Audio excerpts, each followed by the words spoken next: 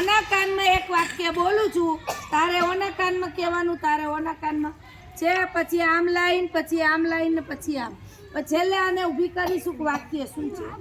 હો, ધ્યાનથી સાંભળજે. એ મોઢું બંધ રાખ.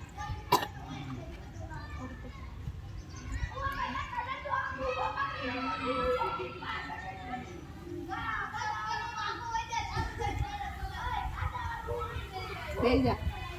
ત્યાં બેઠા બેઠા જ કે ઓલીન કાનમાં સાંભળ્યું? એને સાંભળ્યું જ નથી કે ફરતી હરખું. તું સીધું ઓલીન કહી દે.